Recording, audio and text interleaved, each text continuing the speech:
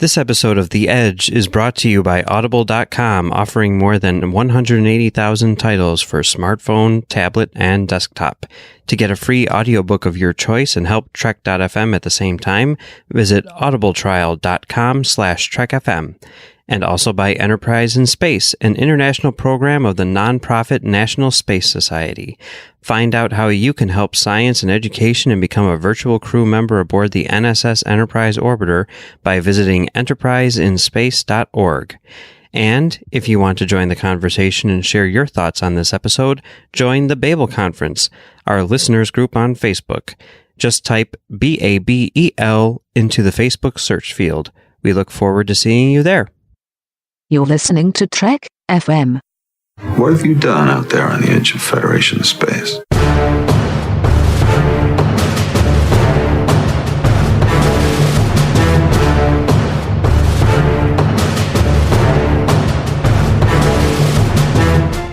Welcome, listeners, to another episode of The Edge. I am your host, Amy Nelson, and with me this week in the same city, Patrick Devlin. Hi, Patrick.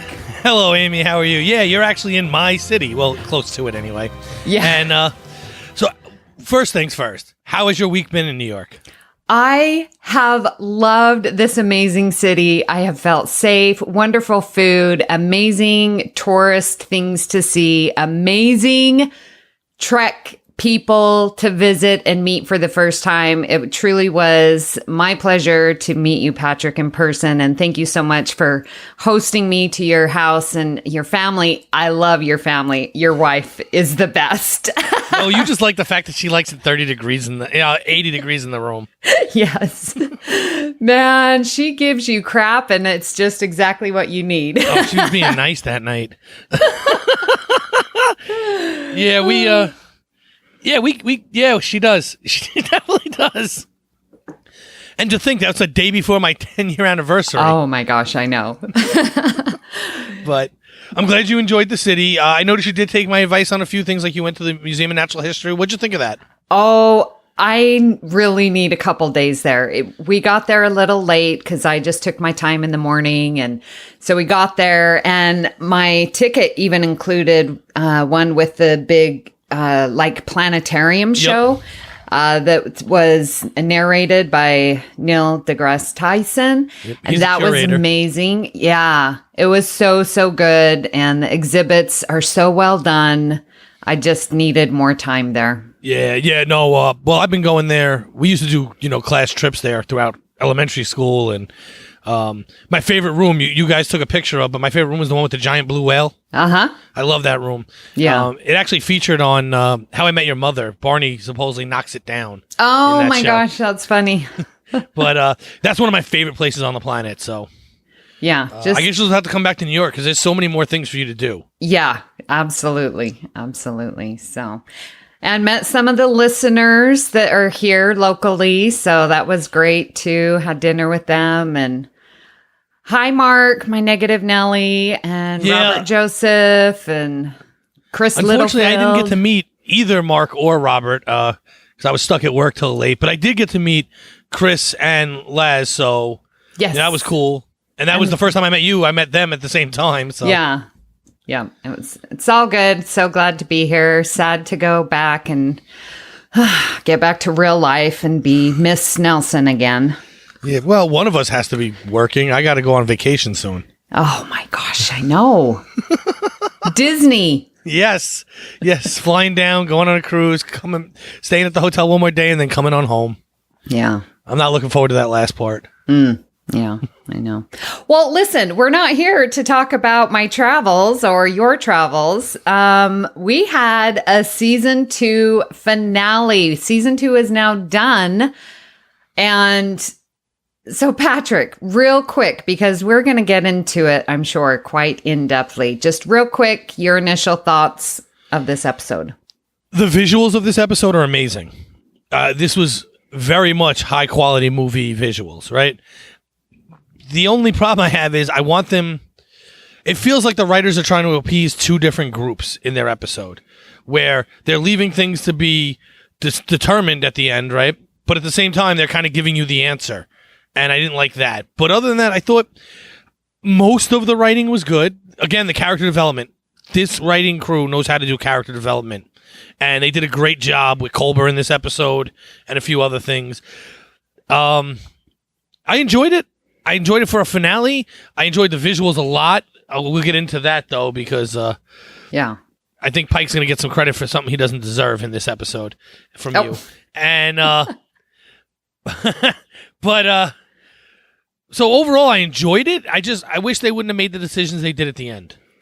Okay, so I have seen it twice now, and both times, I don't know if you noticed or watched the end credits with the music. Like, the score to this episode was so moving, and the way that they had the music come in at certain times just really added to like the story and the character development and the suspense of it all and the action of it all. But those end credits where they had the Discovery and the TOS main theme throughout, it was a beautiful dance. And watching it with Chris Littlefield, because he's in the music industry here in New York City, just accentuated it, and it just made my heart so happy to have these two music themes come so beautifully together. So I wanted to for sure mention that. I really enjoyed, yes, definitely the character development, and like you, the special effects in this were amazing. The angles of the ships and the wide angles, so we get to see a big perspective, and the tight angles of the shuttles flying around, and it was quite spectacular, the whole action part of it. I think last episode it didn't have a lot of action. So there was this episode made up for that. So, yeah, I would agree. I think you cheated a little bit by using a ringer and Chris to figure out the music stuff. But I'm not big into the music of things in general. But I did notice the last two episodes, the musical scores have been very well done, very well placed. Yeah. I couldn't explain any of it out, so it's just not my forte. As far as the lack of action in the last episode. Yeah, the first parts of, and I talked about this last week with Chris Tribuzio. It's weird because none of these should ever feel like two-parters, because the whole story is supposed to be continuing each and every week. However, these two distinctly feel like a two-parter in episodic television. Even though 3 episodes ago flows right into the last episode, which flows right into this one, it was clear that this story was written for this 2 episodes together, and then they tied it in to the main season. Yeah, it definitely was. I was reading an article by Olatunde that he was being interviewed, and he definitely, like when he was filming, the 13th and then the 14th, like he wanted them to have 2 distinct feelings, but it was one story. And it just had to be broken down because so much had to be tied up. But he did with the types of, and we can talk more to Mike Schindler about this, and he can illuminate us on the different types of filming and size of angles or whatever. But he did try and make the episodes feel distinct. However, they were one episode. Yeah, and part. Episode 13, part 1, obviously sets up part 2. Yeah. Whereas that's what I mean by, like, it's weird because in this kind of storytelling, every episode is supposed to set up another episode, but these are just distinct from the other 12. Right. As you really shouldn't be able to go back and watch any individual episode, but you really can't do it with these 2. Right. For sure. You'd be completely lost if you watched part 2 and never saw part 1. Yeah. And more so than just grabbing a random episode out of the season. But other than that, I mean, whatever. That's a writing choice, and it done well. I mean, the story that flows, the story that goes from the end of 12 to the end of 14, I think is good. There was a few things maybe I didn't like in it, but the story itself and where it moved and where we ended up is good. Again, there's just one part we'll get to at the end that I just don't like that they made a choice to do. Okay. Well, let's get into, I think, the best part of this episode, the whole action and the battle and with Leland. Like, It was amazing. Like I mentioned before, like you see the Enterprise and Discovery completely surrounded, well, sort of from last week and now this week. And, and then we get the cavalry arriving, right? We get L'Rell coming back and Serana in the Ba'ul ships. I thought that was really interesting to bring Serana back in a Ba'ul ship, because to me, that added closure that it's like those two species on Kaminar are now functioning well together. Like, well, I'm assuming. I guess we could think that the Kelpians destroyed the Ba'ul and took their technology, but I'm going to choose not to believe that. That they're working together and that Serana comes in and, learns how to fly these ships and accepts the technology. And we get a little bit of closure by seeing her on screen. So I'm usually the eternal pessimist here. It didn't even cross my mind that they killed off all the Ba'ul and stole their ships. I did, however, say while I was watching, I'm supposed to believe they're automatically allies now. Like, it just doesn't seem like enough time has passed for that to be true.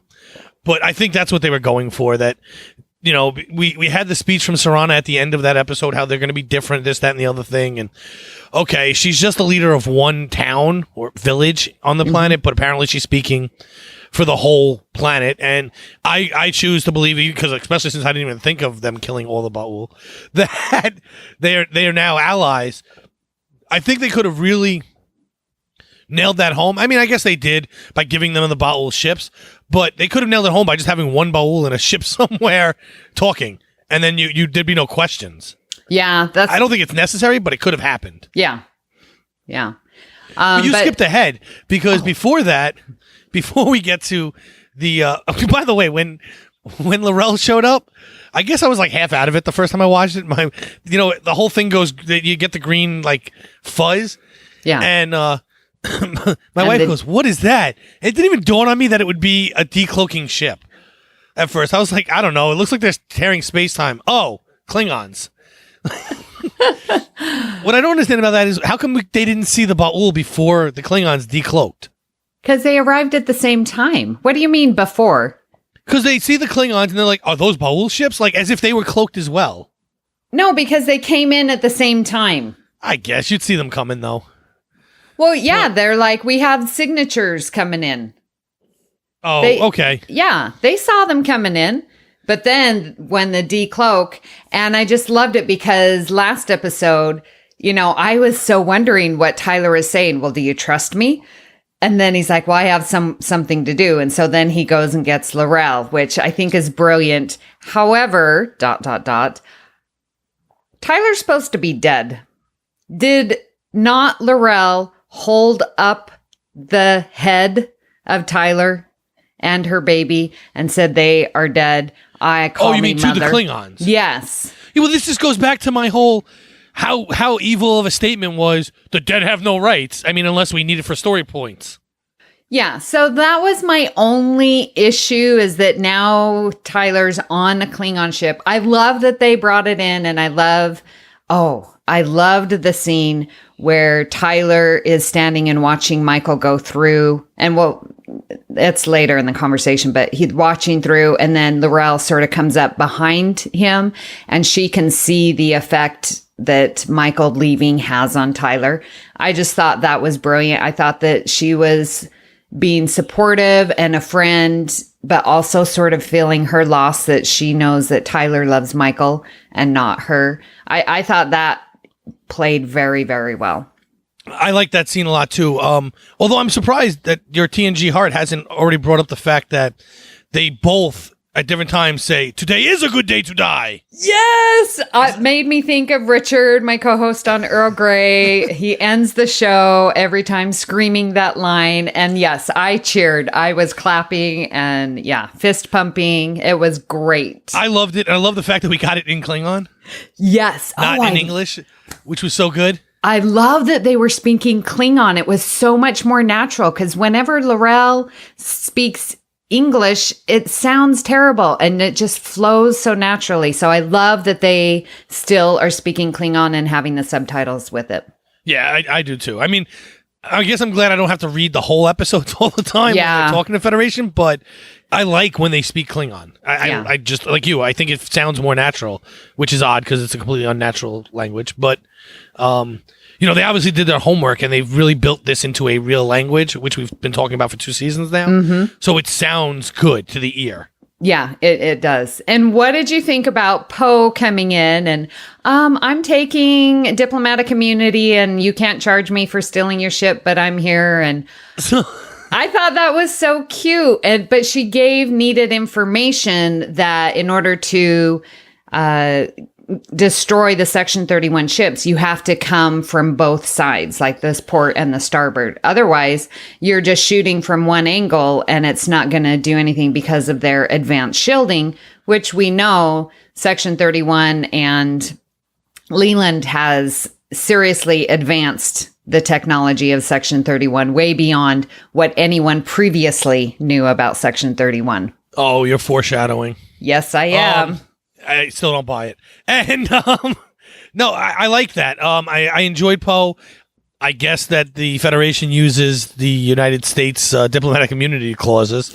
I didn't know that because it seems like no other planet does, right? Every time someone in anywhere in Star Trek goes somewhere, like they get arrested and they're about to be killed because apparently we don't have diplomatic immunity anywhere else in the galaxy or the universe. Yeah, we just offer it. We don't expect to receive it. Apparently not.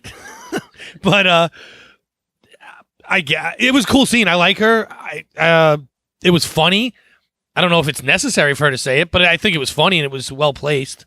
Well, I think she was the right character to identify, because who else would say it that would make sense? I guess. Right. Well, that's what I mean. Like it doesn't sound. It's not necessary, but it doesn't sound wrong. Right. If that makes sense. Like she could have just went into her explanation of how to destroy them, and it would have worked just as well. But I think, at that moment, breaking it up with a little bit of humor was good. Yeah. Okay, so I did notice there was only one time when the camera angles spun us around. It was at the beginning, and I rolled my eyes. It happened like half of the episode. No. There was only one spinning of the camera angle. What was other spinning that I'm totally fine with was Commander Non and Georgiou fighting with Leland and how the gravity was malfunctioning. And so they were fighting on the walls, fighting on the ceiling, and it just went around. And that, again, like reading Olatunde's article or interview that he did and how that was working was pretty darn awesome. And I thought that was a great effect to have. And again, just making you realize here we are in a starship and systems are down, but we still have to do the job. Yeah, I loved the scene. The fact that they would like fall up against the wall and then fall up against the ceiling and then fall to the other wall, and the fight scene was cool. It also, by the way, it lends a bit of credence to the fact that they could actually beat Leland at this point in a fist fight, because up to this point, they've showed us that Leland is basically impervious to everything. Mm-hmm. So by the gravity being lost, it actually gives a plausible reason why he can't fight back as well. Yeah. Yeah. It kind of evens the odds a bit. So I thought it was very well timed and a good decision by the writers to put that in to make it more believable. Yeah. Anything else? About the battle itself? Mm-hmm. Okay. So. No. Yes. No. It's here. So when they show up, Georgiou says you're outnumbered. We have over 200 ships to your 31. And he goes, you should count again. Awesome lines. They were delivered well. How does she not know that they exist? She was on the ship. Well, Leland, with his advanced technology and the amount of sphere data. Remember, he had like 54%. 54. He was able to advance the technology and get these drones. They were, because all of the other ships, remember, they scan and they're like, there's only one life signal and the rest are drones. No. Yeah, the other 31 are being piloted by the computer. Okay, I can buy that. Right. The 30 of them. What about all the ships that came off the ship he was piloting? Yeah. Those were all they didn't exist. Georgiou would have known they existed before this. There wasn't enough time for him to create 250 drones. You know how when Data says, when he was dating that girl, and they kiss, and she's like, was I even in your thoughts? Or she's like, what were you thinking about? And he's like, oh, I was thinking about, and he lists like a million things. And then one of them was like, did I apply the right pressure on your lips? And she was like, oh, well, guess I was glad in your thoughts somewhere. Okay. Data can run. He's the best multitasker. So the fact that you say that Leland didn't have any time, he can still be strategizing and but while in the meantime, making drones and making adjustments to the shields and upgrading the technology, he can do it all. That's great. There's still not enough time to rip the entire hull off of a ship, turn it into drones, and put it back. The problem is not whether he can or cannot make these things. I understand that, yes, he could make a ship built out of drones. The problem is, even with all of his advancements, he cannot do it quick enough that Georgiou wouldn't have known about it. I think he can. Anyone else on the bridge could have made that line, and it would have been believable. She's the one person that can't say it. Well, her and Tyler couldn't say it, and they make her say it. Okay. I think he could have done it. I don't at all. Because, okay, so here's a sticking point that totally took me out. So the Enterprise and just have the little drones, totally Star Wars. That's all I could think of when I saw these little drones come out. Do you know what I'm talking about? Yeah, out of the back of the ship.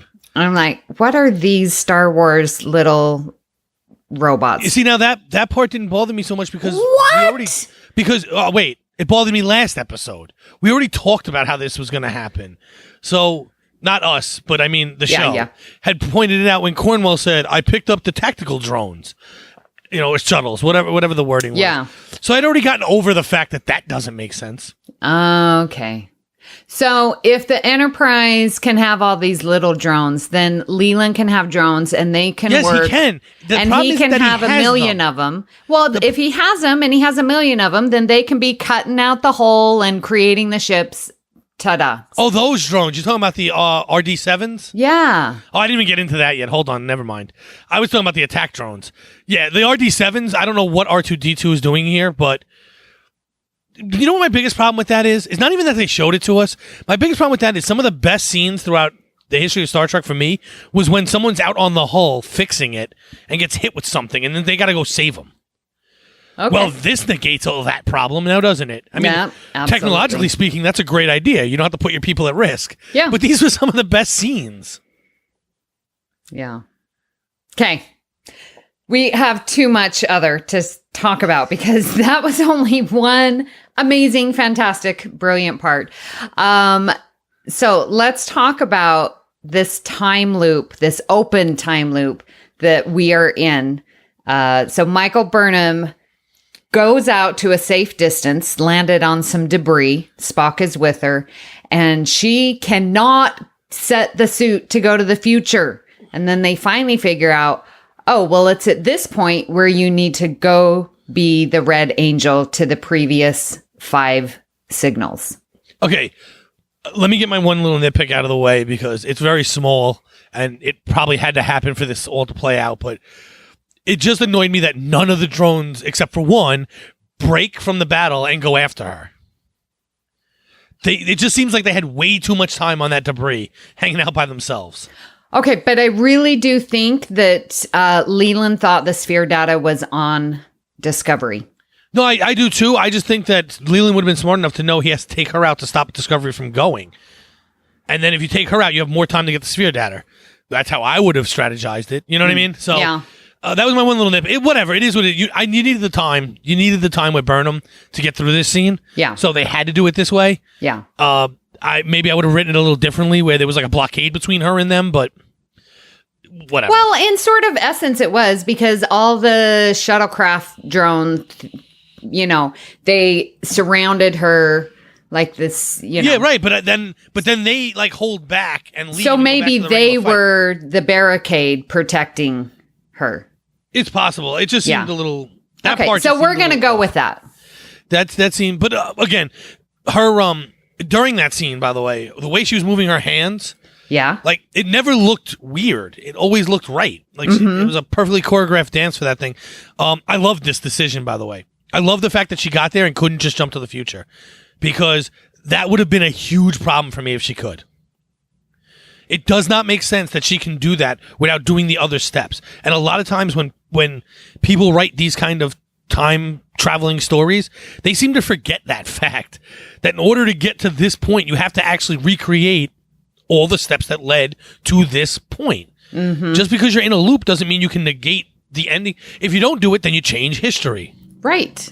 Yeah. So now, you know, and the way that comes about when Michael's like, Spock, not now. He goes, yes, now. Precisely now. Yeah. I love that It was line. great. Yeah. I just thought, what a brilliant way to wrap up the entire season, going back to each of those red signals of, you know, finding Jett Reno. And, you know, well, they explain it so well through the episode, and that, you know, all those red signals that she created, and them seeing the red angel, which again, I loved, was actually Michael Burnham. But to go and just have those memories come through us of each of those previous episodes. I loved it. I thought it was so brilliant. What a great way to wrap up a season, to bring back all the episodes that we'd previously seen. So, okay. So I've been very, very consistent that I didn't want it to be Michael. I still don't really think I want it to be Michael, but whatever. It is what it is now. What I do like about it is they gave you, Spock says it outright. It was both the mother and Michael, right? Because anytime Michael was being saved, like when they were children, that was the mother doing it. Right. So that gives plausible reason for why Michael thinks she can do it later. Okay. The hard part about that is the sphere data has her neural brainwaves, her bio-neuro brain patterns. So this is obviously not the first loop, right? It's like the fourth or the fifth time this is looping for the sphere, because it wouldn't have had it the first time. So it would have been hard for them to make the suit the first time.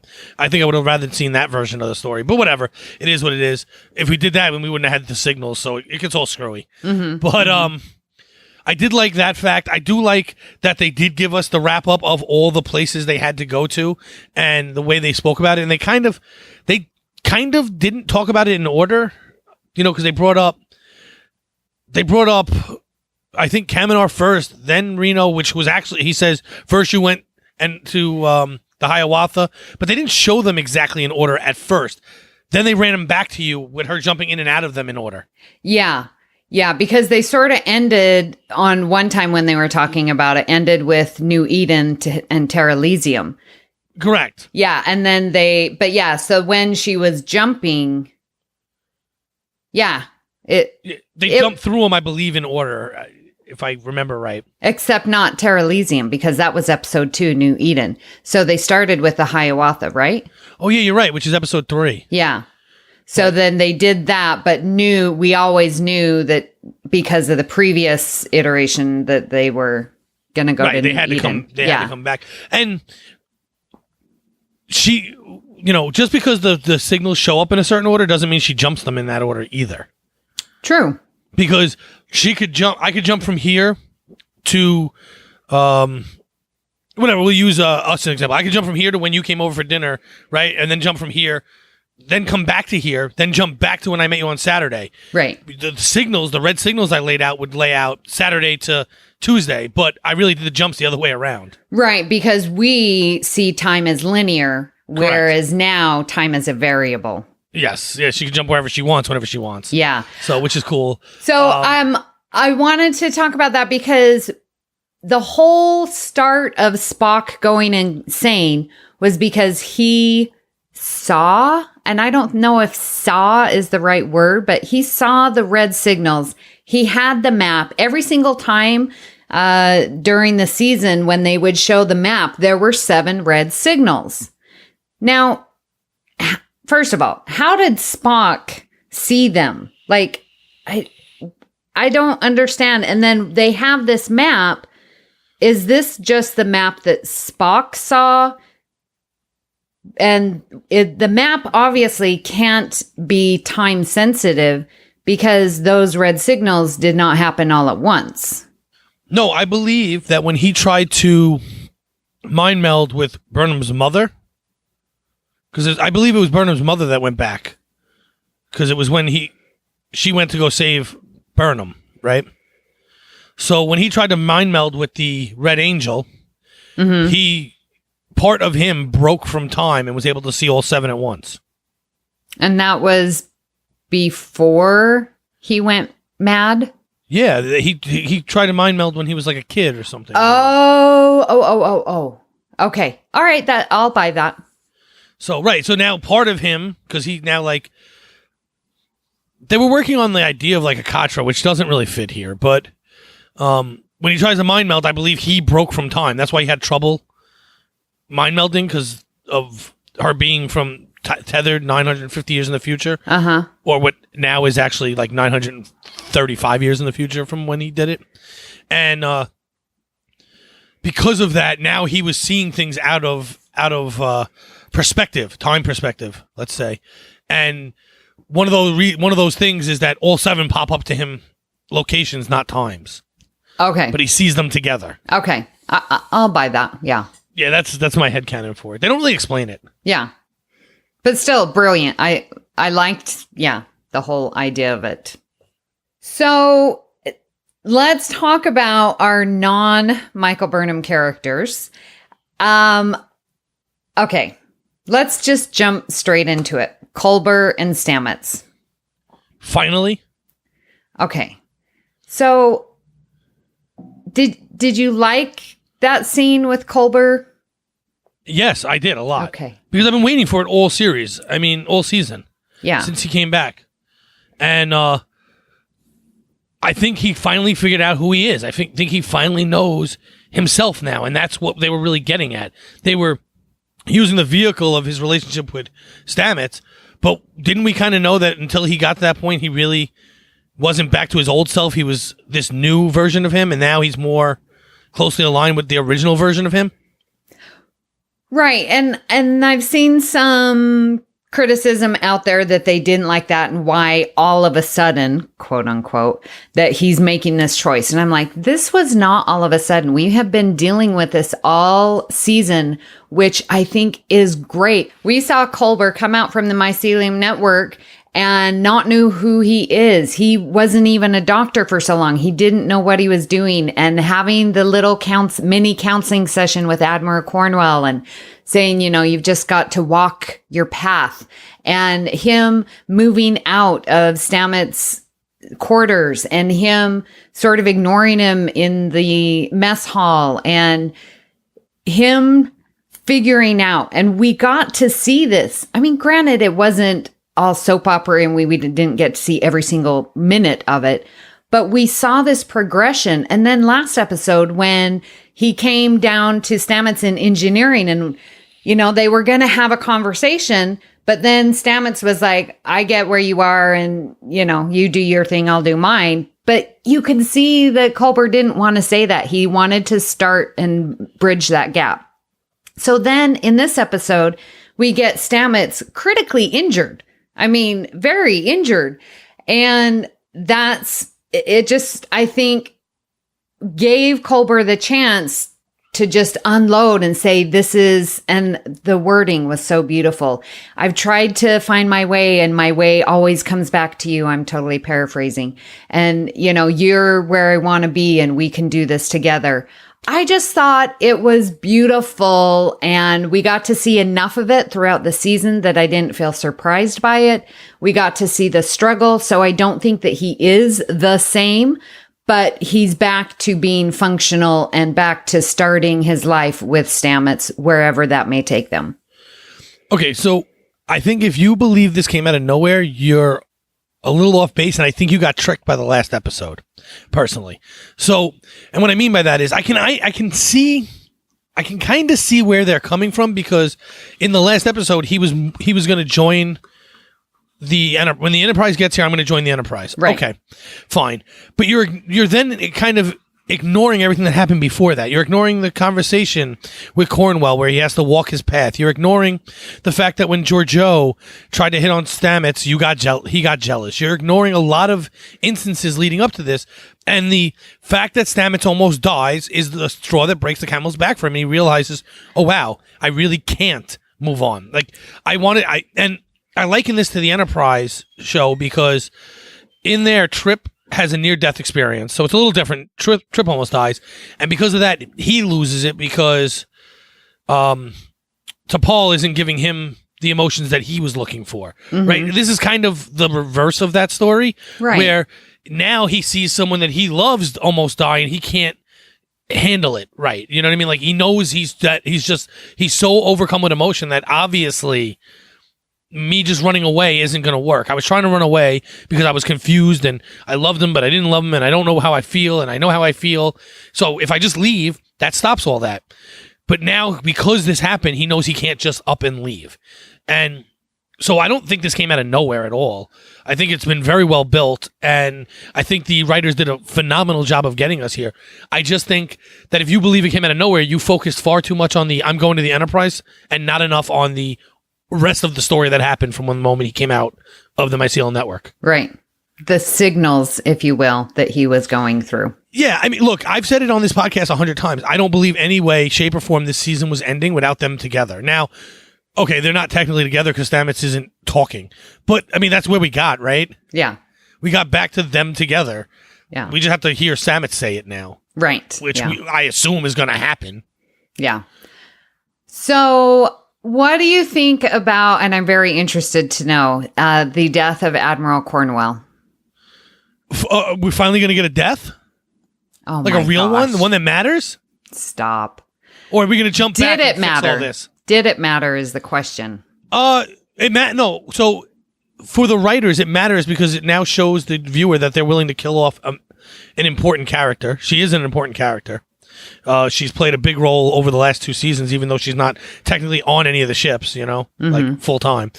So I think that matters. I think it matters that she died. I don't think she necessarily had to, but there were plenty of ways to fix this problem without someone dying. Like transport her out. Forget that. Let's go even simpler, right? You have drones on the ship fixing the ship. Send one in. I didn't even think about that. So, right. Now, if you never showed me that, then you can argue, well, you didn't have time for it to pull and transport and whatever. You could come up with some technobabble as to why that wouldn't work with the blast shield down, right? Just say that the door is shielded, whatever. But you could have sent in a drone and pulled the lever. I was also very impressed that torpedo, which we know are amazingly strong, with her just pulling the lever and closing the door, that Pike was safe and able to watch the whole thing through the window and not be hurt at all. Like, that's some powerful shielding. I was impressed. Yeah. Don't know if I buy it, but I was impressed. No, I don't buy it. Yeah. You can't have a bunch of scenes talking about all these decks being destroyed by torpedoes and then blow one up in a room and act like it only affects the room. And that you're just standing right on the other side of the wall.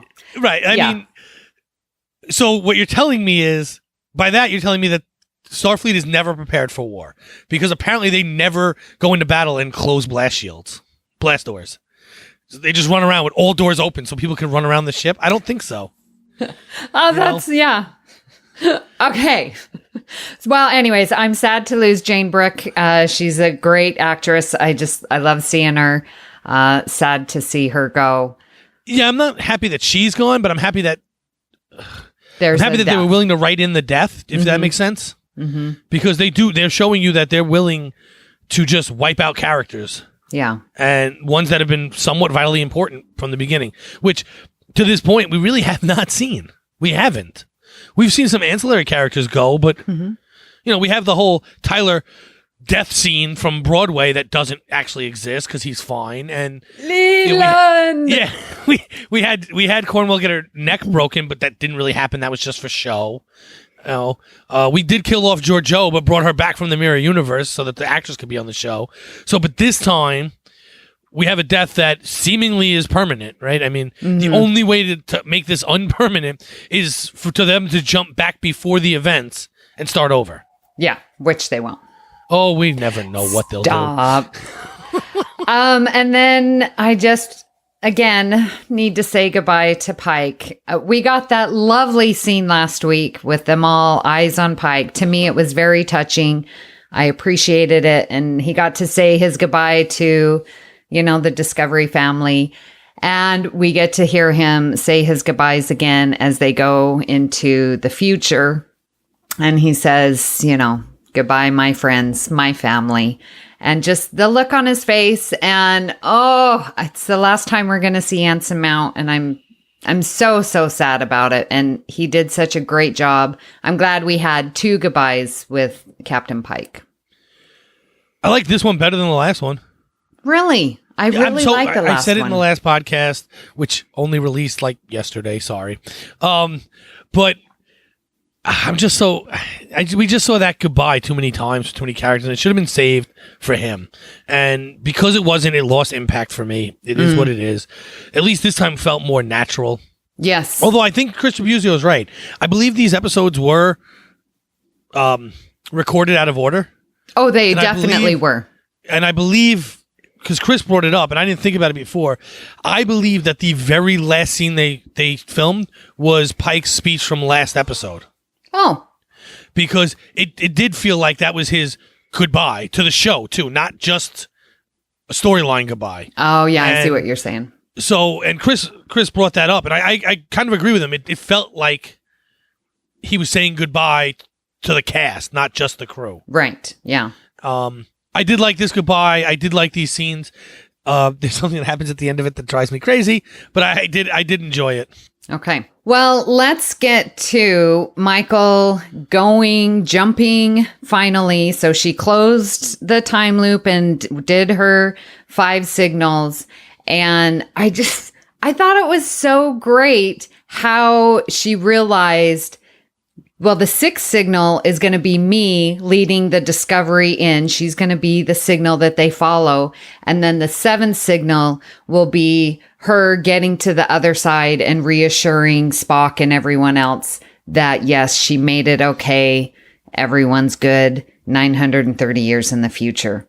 I just loved that because I was worried, especially because I wanted at the beginning of the season, I wanted to go to each one of these signals and investigate them like we did with New Eden. And so to not have the final 2 until the very end, I thought that was a big tease for me and I appreciated it. I almost agree with you. Okay. I don't want number 7. Let me rephrase. I didn't want it here. So they made too much about keep saying 5, 6, 5. This is signal 5. This is signal 6. They should have tried to avoid saying it too many times so that at the end, if you weren't really paying attention, you had to go back and be like, all right, that's 1, that's 2, that's 3, that's 4, that's 5. That's wait. Where's 7? Where's 7? And the show should have ended without showing you 7. I think they could have shown it, but then not had the words to explain it. They could have, but I wanted to not even see it. Don't even see it because, all right, I'll get into it now. I believe that next year, and I think this is great writing, and I think this is going to be a great story.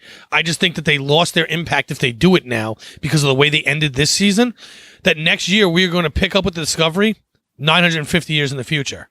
And we're going to see the Discovery and her crew, right, in the future with the Discovery flying around with no technology, which that has a whole other set of issues with it. But so it's going to kind of be Voyager-ish, which I also got from Chris Tribuzio, so I'll give credit where credit's due. Because I think that's where we're headed. And for at least a couple episodes, we're going to be stuck in the future with really kind of nothing to do, right? But except try and find your way home. And they're going to be trying to figure out how to get the crystal to get them back. Well, unfortunately, because they show you the 7th signal, we know they find out a way to get that crystal to get them back. Is this one of those timey-wimey things? No, well, maybe, but here's the problem. We know she jumps through before she sets the 7th signal. We know that. Oh, so right? You're saying once she gets there, she does a time jump back to set a 7th signal 57,000 light years away. Correct. True. So they should never have shown you the seventh signal, because now we know she can jump through time again. True. They should have let us sit this summer off without knowledge of whether she does make it back to this time or not at all. Huh. Now, I do believe eventually they're going to leave Discovery there 950 years in the future, and that the crew is going to find its way back. There's a few reasons to that. One, we know there's a Section 31 show, and Georgiou's on that ship. Yeah.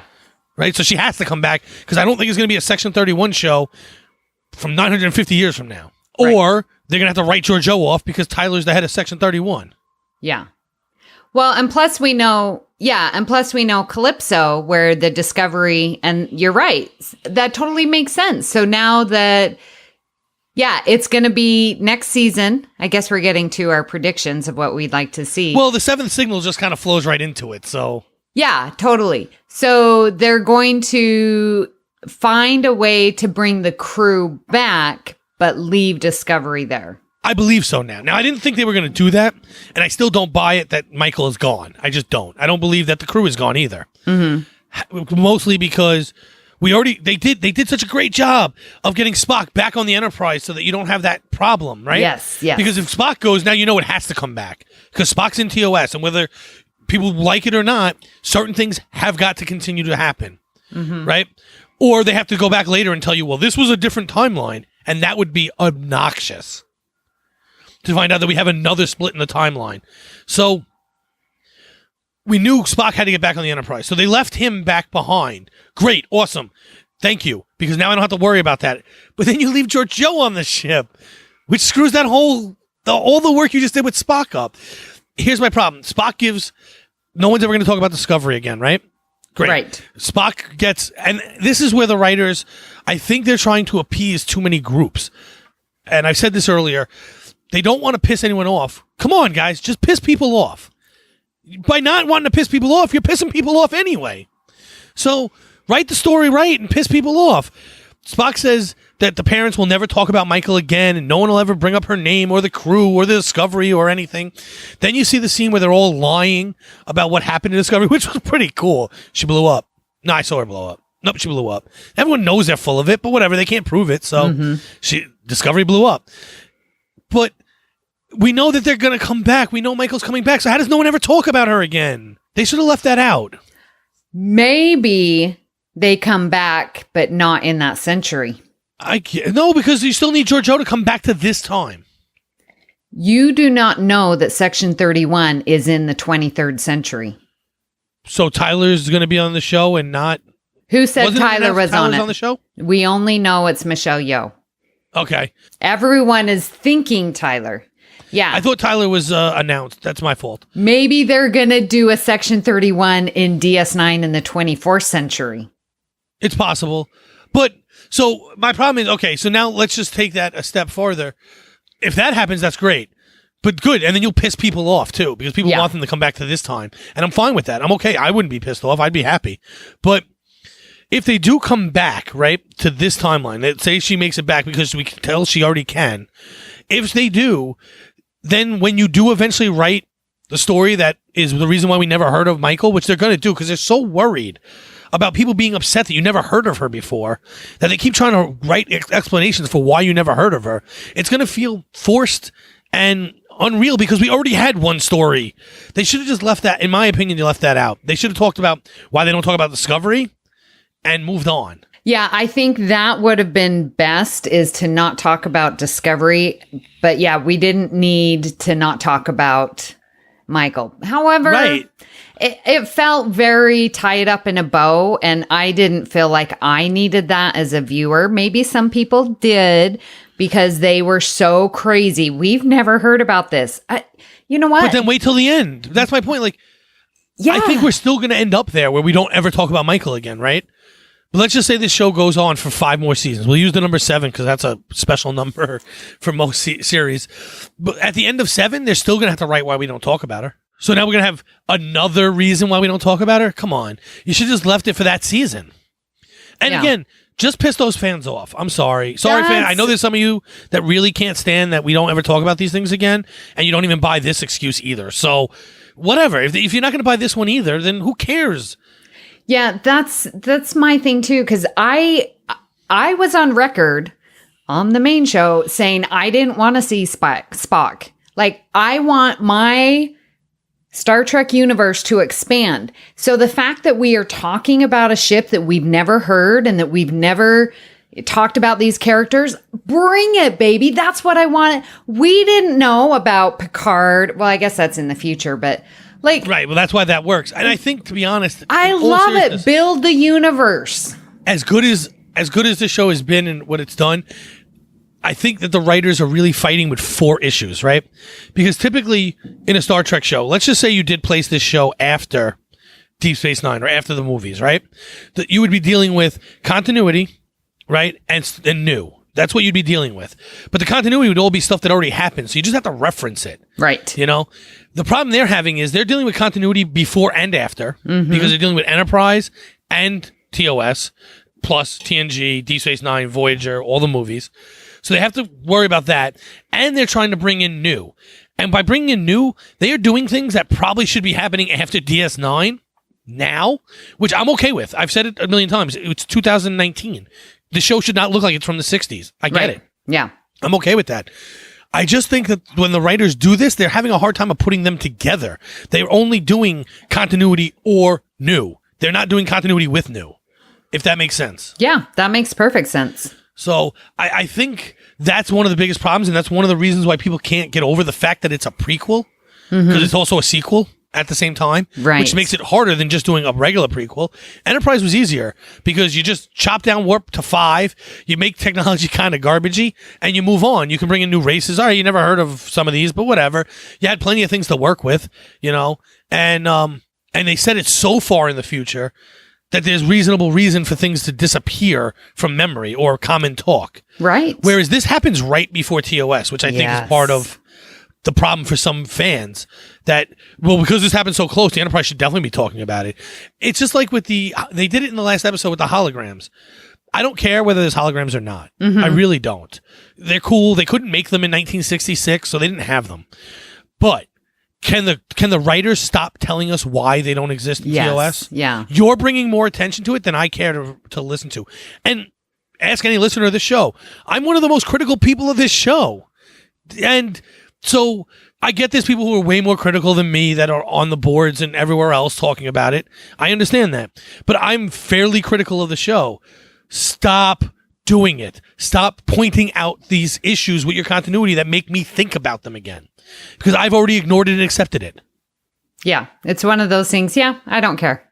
Move on. Right. It's just, look, certain things are just part of the times. When a show's made in 1960, it's going to be different than a show made in 2019. It's just a fact of life. Now, we could debate forever whether it should have been a prequel, a sequel, or whatever. They decide to go with a prequel. It's going to look different.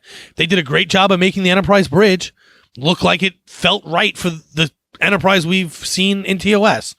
Was it updated? Of course it was updated. It would look ridiculous if it looked the same. But for them, for the writers to try, this is what I mean. They're trying so hard not to make anyone mad. They're making people mad. Yeah. Real quick, you did talk about, and as you were talking about the TOS bridge, I did want to just say, when I did postcards last week, I was commenting how the TOS bridge, it didn't have a connection to me. But this episode, I felt it more when I saw the scenes and them, you know, getting thrown and landing on the safety bars or whatever they're called, you know, the console. Yeah. The consoles and stuff like that. It felt like the original series. So I just wanted to be on record to say it took me a little longer, but now I feel it. So stop sending me hate messages. Now you're trying not to piss anybody off. No, but it did. It just, I was watching it. I was like, man, that bridge looks so good. I really appreciated it this episode, but not previously. Fair enough. I mean, I liked it both times, so it didn't really bother me. It did have a very TOS feel the way they were being thrown around the bridge, though. Oh, yeah, totally. Which was cool. Yeah. Which also, they carried that into TNG, too, right? I mean, oh, totally. You'd see a panel blow up and a guy go flying halfway across the bridge for some reason. Like his ejector seats. Exactly. Oh, and I did love when clean-shaven Spock came on board with his uniform and then goes to sit at his science station. And we had the blue circle diagram on his console. That was total TOS. I loved that. Yeah, well, and also he walks over and it has the little thing that he would look through. Yeah, the viewer. That was cool. Yeah. I don't know. Maybe it's just I'm used to seeing him with a beard all season. Oh, it looked weird to me. He looked, and his ears seem to stand out way more now. Way more. I was like, I don't think Leonard Nimoy's were that big of ears, but whatever. It's reimagined. I don't think his ears were that big of ears all season. Well, he had that moppy hair and stuff, so I know it just seems so weird. They stood out so much. I wonder if they did change the ears. We should tweet at Ethan Peck. We should, because it did look weird. Yeah. So, but another thing that they focused on that was weird to me, but I liked, was I'm going way back now. Every time they showed Poe, they showed her eyes blink. Yes, I did notice that too. So the first episode, I was like, that's awesome. By the time we were seeing it here, I'm like, oh, come on. Yeah. I get it. They blinked the wrong way. I get it. Yep, it was every single time. I noticed that too. And I even said to my wife, I'm like, nobody blinks this much. Why does she blink that much? Right. Oh, and I was watching, and there was quite a few lens flares, but was wondering if you noticed it this episode or not. If it bugged you as much. No, I didn't really. I didn't. I noticed a lot of spinning, but I didn't notice the flares. Well, glad that we're noticing what each other annoys, gets annoyed at. But real quick, what do you think of now going back to how we started this seventh signal thing?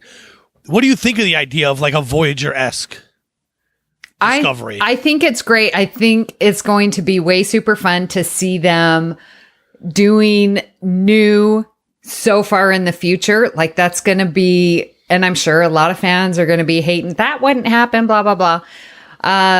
But I like sort of that feel, like you said, with Voyager, of them trying to get back while leaving Discovery there because we know of Calypso.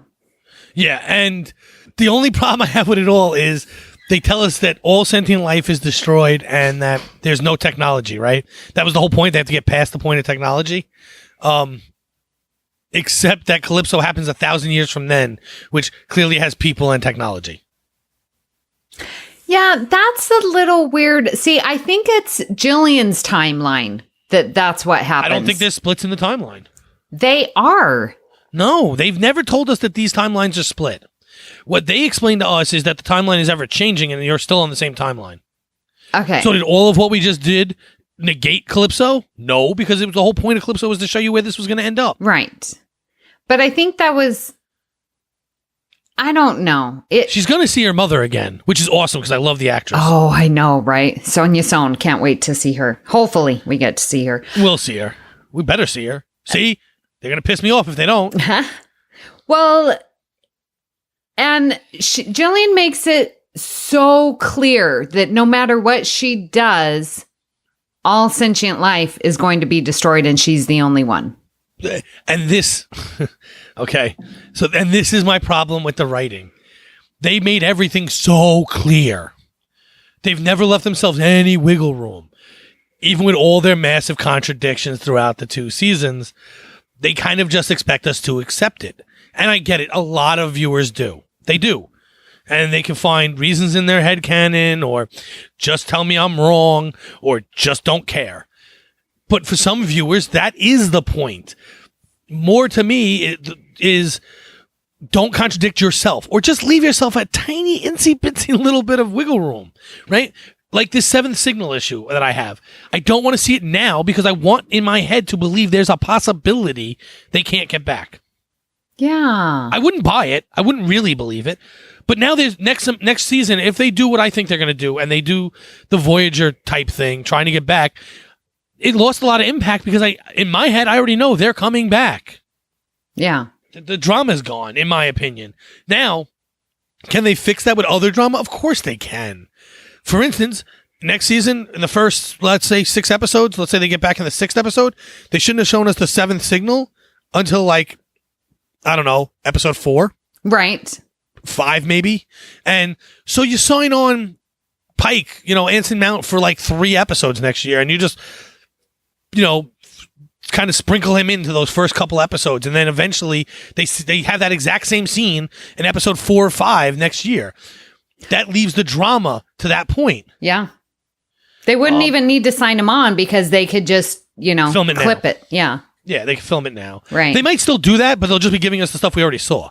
They just had to not show us that scene. Yeah. And so, but now we move forward, right? And let's say, the drama's gone for me because I just assume they're coming. But one of the things they could do is they could actually find a planet that wasn't destroyed. And that solves the problem of Calypso. If there's one planet with sentient life still on it, you can repopulate the universe. 1,000 years is probably not enough, but, anything's possible. Mm-hmm. Again, the problem is they write themselves into a corner where they guarantee things. Right. The absolute statements. Right. Stop with the absolutes. Right. Yeah, I agree. That could, however, hey, I could be completely wrong. That could be part of, we might look back in 5 years and realize that they did all these absolutes and contradict themselves on purpose. That the reason for it is everyone in society today, because we don't really talk about the societal effects of these shows or the effects from society on these shows, that everyone go into any political debate today and everything's an absolute. True. And almost everyone's wrong because it's an absolute. Yeah. That's perfect. Yeah, I talked myself into that one. I don't. Yeah. But we don't really. Like, when we look at episodes from other series, because they're one-offs, everything's a one-off, it's very easy to see what they were saying about society. Mm-hmm. This being a larger issue, the absolutes might be part of that discussion, and we're just missing it, over the overall story. We are. Patrick, I bow down to your wisdom.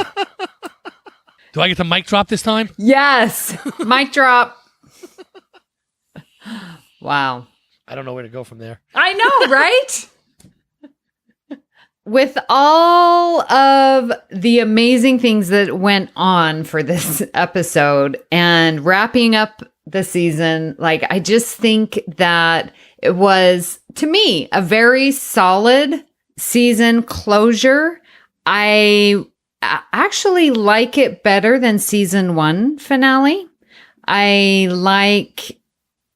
I just really feel like it had the closure. We got to go and recap through the season. The special effects were amazing. And I love the character development that we got to see. But yeah, the whole timey-wimey time loop, 7th signal, is hard for me to get my head to wrap around. And I like the possibility of where it's going. I think with season 1, when we saw 1701, we all knew it was 1701, that course was clear. Whereas now I think it's still up in the air as to what next season is going to be about. I think these 2 seasons flow very well together. And like you were saying, this serialized nature, season 1 and season 2 fit very well together. And so I'm wondering if season 3, we're going to get a break and see it as something different. It might be interesting. Yeah, so I agree with you. I actually like season 2 better than season 1. I enjoyed season 1, but I enjoyed season 2 better. I felt there was actually more character development, if that was possible. And my only issue is they do too much to wrap things in a tight bow at the end of the seasons. And they did it with the first one where they showed us the NCC 1701, where they could have done that, 1 episode later. And they did it here again with the 7th signal. Mm-hmm. And talking about how they'll never talk about Michael Burnham ever again in the history of ever. They just, they want too much to finish that story. But don't they know they're coming back for season 3? Haven't they already been signed? So you don't need to do that then. If you didn't know, I get it. If you were unsure of whether you were coming back or not, okay, I get it. But you do know you're coming back. So just wait and write it then, in my opinion. I did like the way the story flowed. I loved the character development. And I really enjoyed the second part more than the first part of this 2-parter, too. Mm-hmm. I didn't bring up, so I'll bring it up in my final thoughts.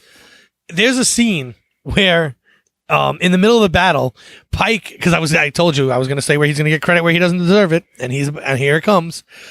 Pike says, "Get between the ships and Discovery," because he was going to take the brunt of the force, right, to save the Discovery so the Discovery could make it through. The Discovery got peppered after he tried to do that. It was getting hit worse when he was trying to save them than before he went and stepped in the middle.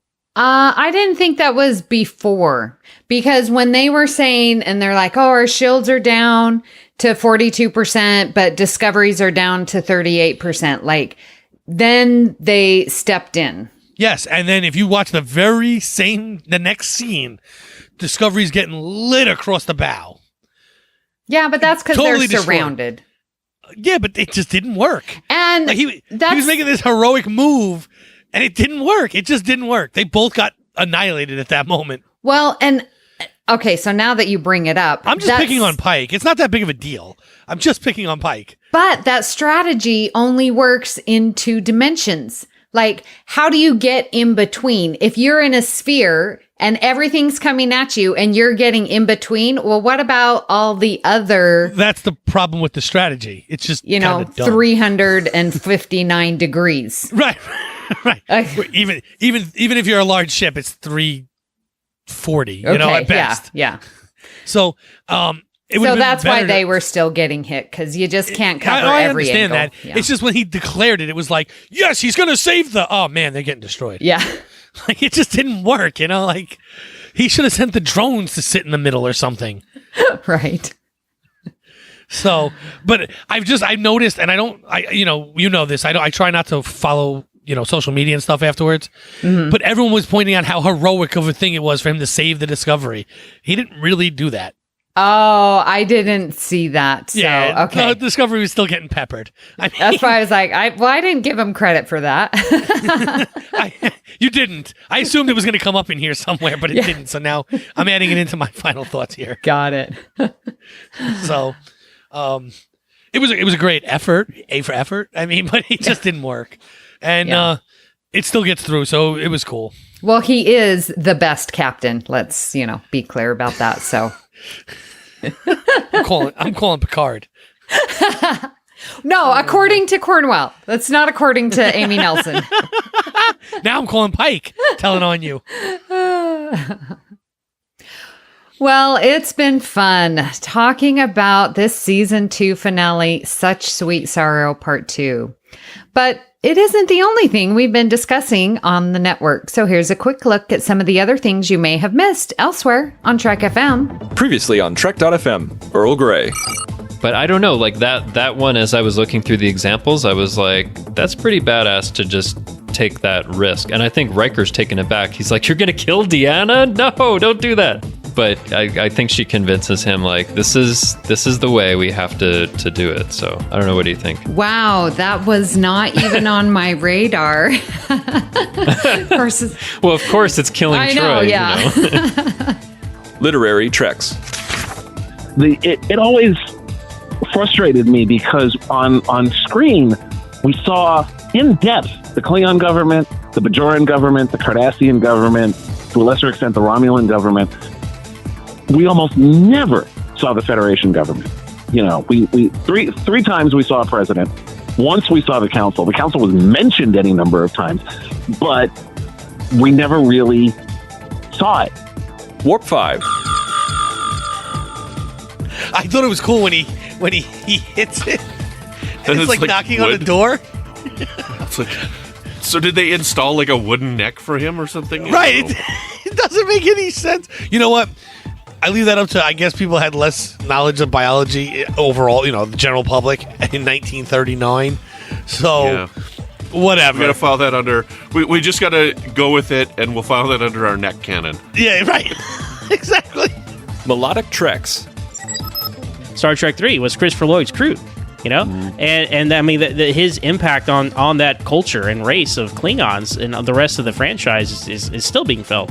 And to me, he's my second favorite Star Trek movie villain. Right, Khan would obviously be first, and then Krug is number 2 after that for me. Not the whale probe?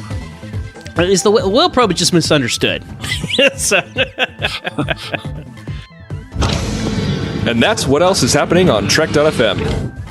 Check out all these shows and join the conversation about your favorite corner of the Star Trek universe and beyond. You'll find us wherever you get your podcast. If you're an Apple user, be sure to hit the subscribe button in Apple Podcasts on iPhone, iPad, and Apple TV, or the desktop iTunes app to get the latest episodes as soon as they are published. And please leave us a star rating and written review. And listeners, because I am still on vacation, we are giving you one more week to leave us an iTunes star rating and written review. Get that written review in. We've had lots already. We are going to be ready to draw names. Again, this is for a Captain Pike fan sets pin. It's beautiful. Please leave us that review, and we will be drawing names next week on the Edge main show. And so you can see if you are a winner chicken dinner. And I have some more info. You don't get to show that thing to me anymore and taunt me with the fact that I don't have one. Chris Tribuzio just sent me one today. I love Chris Tribuzio. Yay! So do I. So now we both have one. Okay, no more taunting. Yes, you don't get to rub it in my face anymore that you have a great pen and I don't. Well, listeners, I won't be taunting you if you are the winner. So get those reviews in, guys, because it's a great pin. And if you're not an Apple user, we've got you covered as well. You can find our shows on Google Play Music, Stitcher, TuneIn, Spreaker, SoundCloud, YouTube, Windows Phone, in most third-party apps, and you can stream and download the MP3 file from our website or grab the RSS link. We'd love to hear your thoughts on today's show, and there are many ways for you to do that. The best place to join the larger conversation is the Babel Conference, our listeners group on Facebook. Just type Babel, Babel, into the search field on Facebook, and it should come right up. If you'd like to send us an email, you can use the form on our website at trek.fm/contact.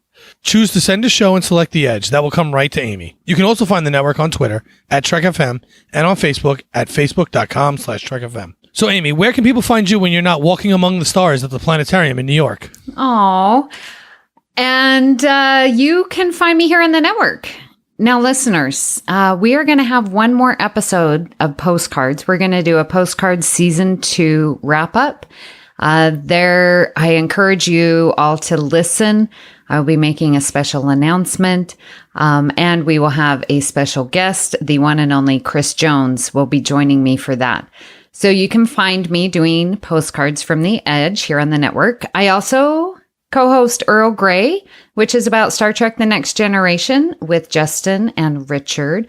I'm also on the Fandom Podcast Network doing Discoville, and that is about the Orville and Discovery, where we get to talk about both of those shows.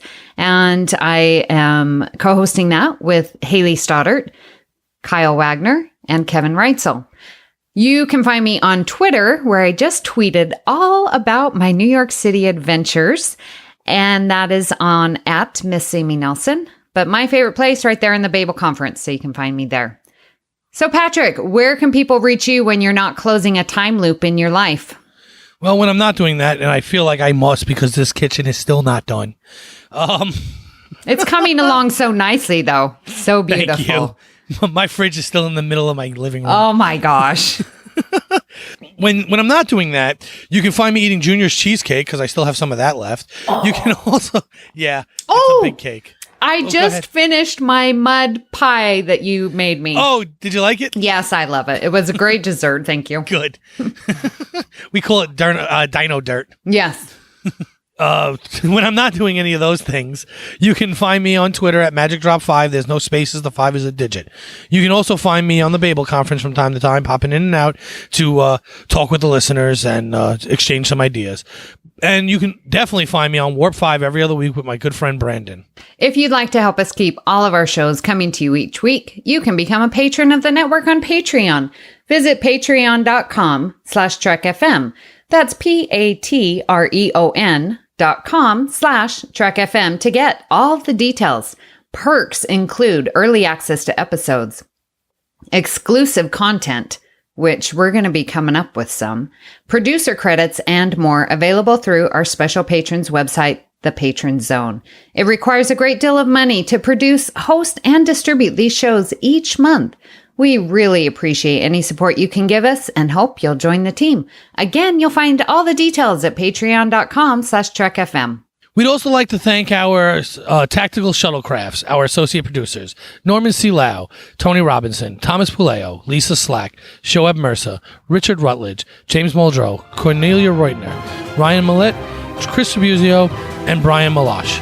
Thank you for supporting Trek FM and especially The Edge. Thank you for listening. And join us next time to see what's happening on the edge. Wait for it. Of Federation space.